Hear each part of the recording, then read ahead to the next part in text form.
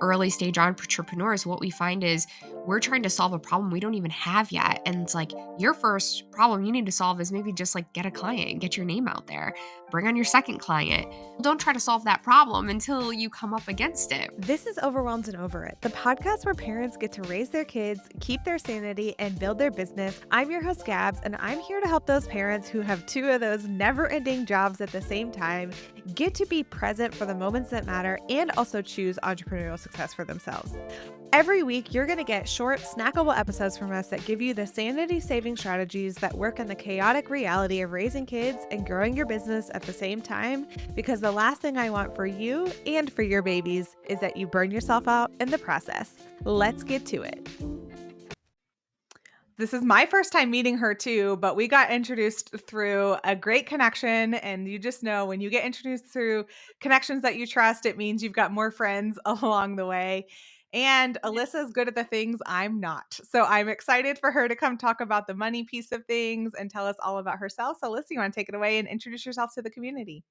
Yes, thank you so much for having me. I am equally excited to be here and get to meet you and the rest of our listeners today.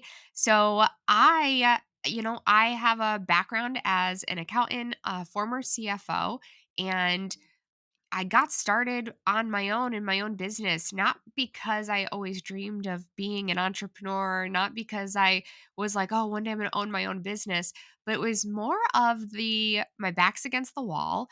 I need to figure out how to manage being a mom and also being a small business owner and being able to provide for my family still and have, that elusive word we call balance, but I just found in corporate accounting, it was not there. And so, how could I make this work on my own?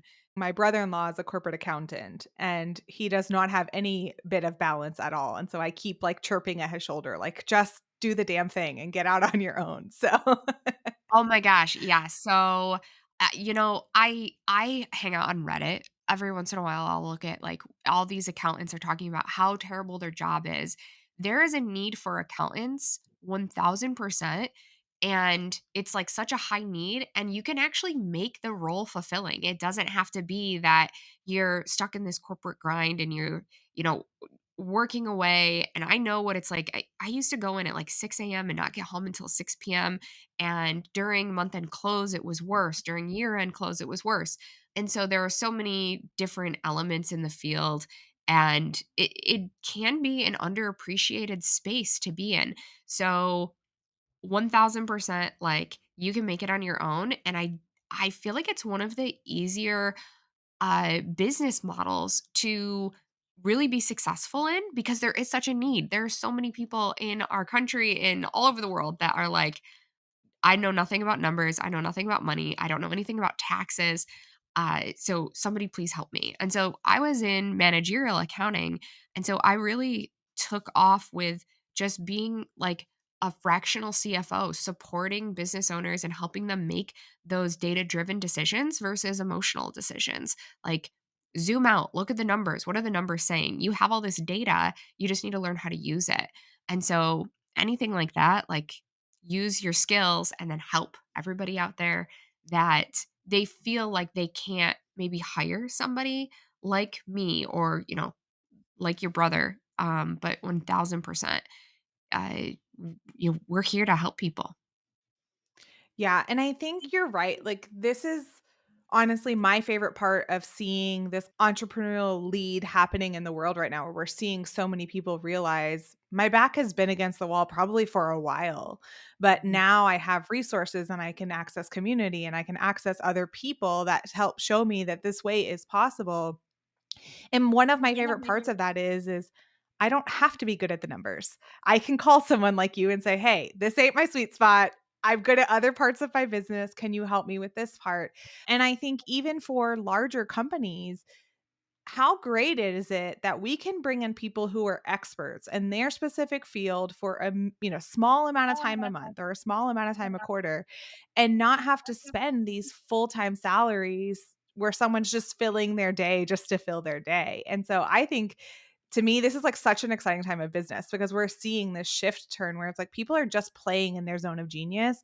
And how great of a world is this going to be when everyone feels fulfilled and they feel like I'm doing work that I'm leaving an impact and that I'm great at and that I actually enjoy showing up and doing every day. Yeah, 100%. And you hit the nail on the head there with uh, finding the people who will take care of the things you're not good at. One of the biggest things for me when I first got started in business is like I have some pretty crazy ADHD. Like I am like your typical millennial ADHD. All my cupboards are open. It's like walking around picking up after a toddler. So for me, I really equated that to how am I going to be good at business? I'm so forgetful. I hyper fixate. Like if I'm focused on, if I'm focused on cooking the meal, closing the cupboard when I get the spices out is not part of the process until the cleaning up, right? And so I was like, how am I going to be in business? How am I going to keep myself organized? What I found is I just needed to have a personal assistant, somebody who could basically follow me around and close the cupboards, right? Close whatever those metaphorical cupboards were of things like, oh, Alyssa, you forgot this. Oh, Alyssa, you have a call at noon. Oh, Alyssa, don't forget you have to be on that podcast, right? And so it was that person who could manage my calendar, manage my time, and keep me feeling organized when I know where my zone of genius is, right? I love helping business owners, but there's areas in life that it's just that's not my zone of genius. Organizing a calendar, writing things down to remember them. So for me, it's just communicating with an executive assistant that I can say, hey, can you make sure this is on my calendar? Don't let me forget to do this. And having that person. So if you have any of those doubts around, well, I'm good at this, but I'm really not good at this, or I'm feeling a little unorganized. And how many of us can resonate with having some level of ADHD? Like, it is not any reason to not move forward. Yeah, absolutely. I mean, I think some of it's the world we grew up in, right? I mean, we just have Mhm. had everything at our fingertips, so we haven't had to have that kind of same attention level. But also, yeah, it's like you can get really quickly to start swarming in your own head of I'm not good at this thing or I've never done this thing. And I tell people all the time, I'm like, to me, that's the greatest part of entrepreneurship is every single day when I open this laptop, I'm doing something I've never done before. And how freaking cool is that? Like, I'm not doing the same thing every single day for the rest of my life. And I think that's incredible. Yes. Yeah. I, the trying to solve problems that are out of sequence for yourself, right? I think early stage entrepreneurs, what we find is we're trying to solve a problem we don't even have yet. And it's like your first problem you need to solve is maybe just like get a client, get your name out there, bring on your second client. But I'll get questions like, Alyssa, how do you deal with imposter syndrome? How do you deal with people like not valuing you? And I'm like, well, who's ever said that they didn't value you? It's like, well, nobody yet. It's like, well, don't try to solve that problem until you come up against it, right? Like, I understand that that might be a problem one day, but until you have the exact scenario where a client is saying, I don't value the work you're doing, you may you may understand why, or you may say, okay, well, then maybe we're just not a good fit. But not trying to solve problems out of sequence. Like, what is your real first problem right now? Is it to make more money? Is it to get your next client? Is it to get your product more visible? Solve that before you try to solve these problems way down the road of like, well, what if I run out of time? What if I run out of inventory? Like you'll figure that out when you get there and don't let that be like the reason that you don't keep moving forward. Oh my gosh, I could not love that more. I tell people all the time when they're like, I want a checklist or I've done all this research. I've done, and I'm like, do you have 3 clients? If the answer is no, that's the only thing I want you to worry about. Do I have 3 clients? Learn from them, pivot after that, make changes after that. But like, the ability to just bring money in to your own business gives you so much confidence to go solve the next set of problems and then more confidence to solve the next set. And it's like, just like you said, one step at a time. That's really all that entrepreneurship is if you had to like boil it down. And so I just love that that's the same advice you give because I'm like, more people need to understand that for sure. Yes, one day at a time. Like, it's like one day at a time, and I ask yourself, "What have I done to get more visible? What have I done to make money today? What have I done to help somebody today?" And those if you, like, focus in and lead with those questions, then you're gonna be more likely to get that next client, and I think it's also just like deciding to have a servient heart, right? Like just be somebody who can show up to serve versus I, you know, yeah, the money part is obviously something that we need. It's one of the reasons that we go into business. We're usually trying to fill a financial hole in our lives. But if you can show up to serve and think about how can I help somebody today, you're going to be more likely to get your clients and feel good about it because you're showing up in a way that isn't coming from a space of need or greed. Yeah, and I think that's really important too, right? The feeling good about it. Because I can say from my own history is I did years of my entrepreneur journey doing work that I didn't feel good about, that I didn't feel like was the impact I wanted to make, but it was what I did in my corporate career, it's what I knew how to do. I could quote unquote bring in clients fairly easily. And so it took me a few years to kind of get my back against the wall even in my own entrepreneur journey and be like, "Wait a second. This is not actually what I want." And honestly, it took my husband who was kind of watching from the outside to be like, "You're wasting away inside of your own business, and is that really the reason you went out to do, went out on your own and why you wanted to do this?" And I know you've had a pivot or added kind of new services. Anything that came as a result of like lessons along the journey that you decided to make changes in your business? Yeah. So, we've made a lot of changes over the years and we continue to like it seems like we're always evolving and a lot of that is driven from my life, right? The evolution of where we were a couple years ago to where we are today really was deciding that I had already reached 7 figures, like the pinnacle of like what looks like success in business, right? Everyone's like, I just want to make $1 million. But we did that about 2, 3 years in a row. And what I honestly felt is like, no matter how much money we made, it's not as though it was almost like this self-fulfilling prophecy of, well, I have to keep making that amount of money or I'm not successful in my own eyes or in my own way. And so it was almost like I needed to push that aside to realize like the money isn't the important part. What's important to you right now? And what it came down to is I realized that my lifestyle was more important. And I made a decision that if I make $1 million a year, if we have an annual run rate of 1 million plus per year, but I still have the lifestyle that I desire, that's great. But I'm no longer have a desire to chase the revenue and chase high goals. And that was a big thing for me. Um, and I know that maybe some people are like, they're not even thinking about 1 million, right? Like that's like they're not thinking about it or they're way past that. And what I think is important is it's really easy to get caught up in like having the big goals, chasing the next thing and being able to do it for yourself. I know that a lot of women are very like me, where we're very motivated, we're very driven, and it's almost like we need to prove to ourselves that we can do something. But then eventually, what happens is you look around and you realize nobody cares other than you. Like, Yep. what does my life look like?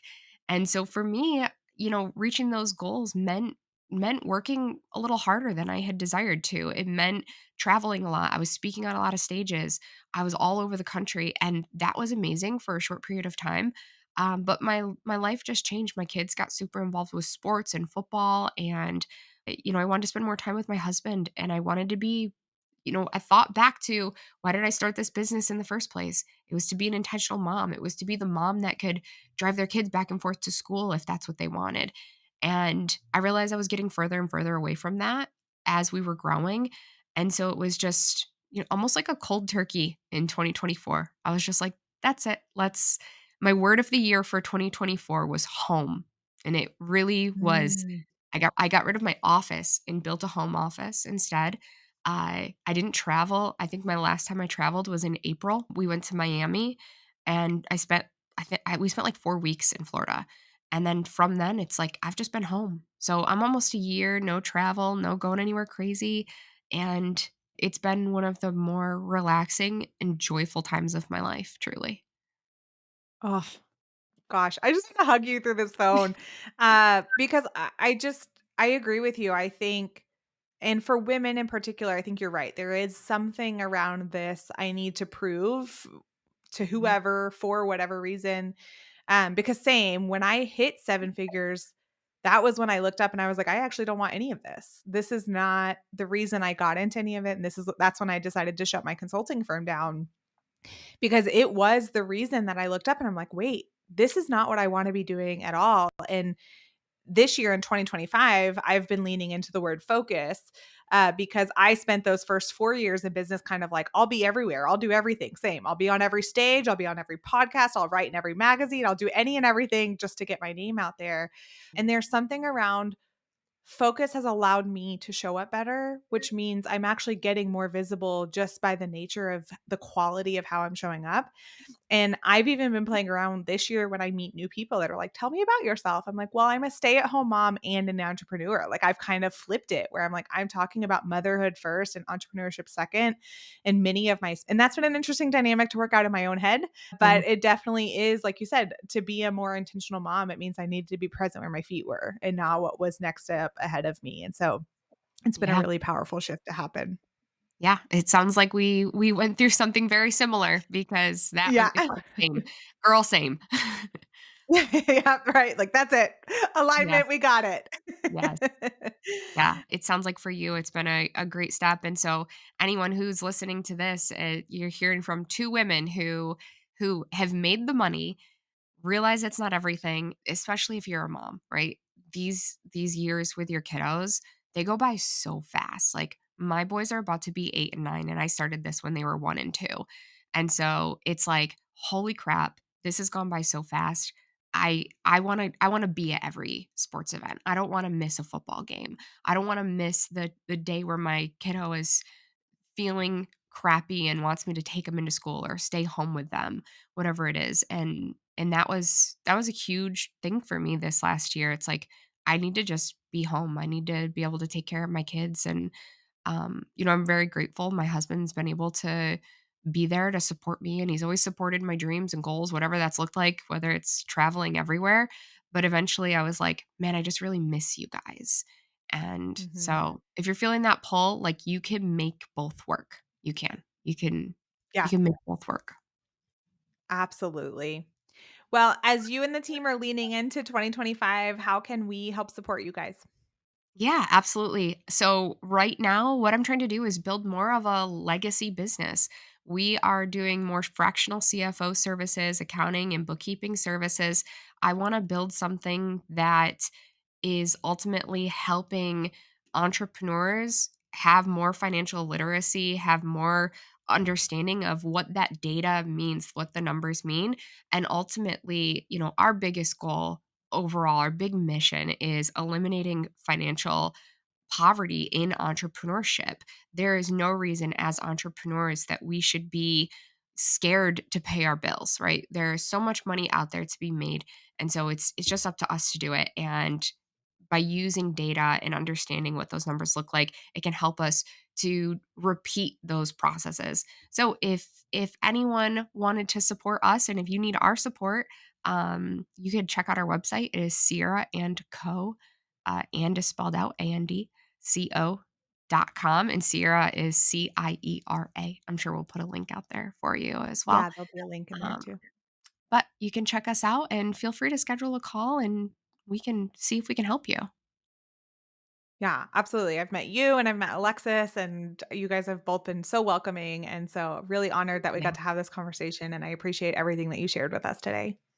love it. Thank you so much. I'm so glad that you were here today. I hope you feel the impact that you're making. And if you are stuck with something, if you've got this part of your business that you're like, I just keep spinning my wheels on it, I just can't get through it, and I am tired of banging my head against the wall, that is exactly why I host a monthly entrepreneur Q&A session.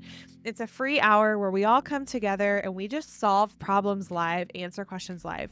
No sales pitch, no requirements from you. We meet on Google Meet and we just answer each other's questions, get them out of your head, and get you moving on to the next great thing that you've got going on for you, your life, your family, and your business. We have one that happens towards the middle of each month. So if I can get you an invite, don't hesitate to shoot me a message on LinkedIn. I'm at Gabs Hayes, or you can go ahead and directly grab your spot at thebravestart.com.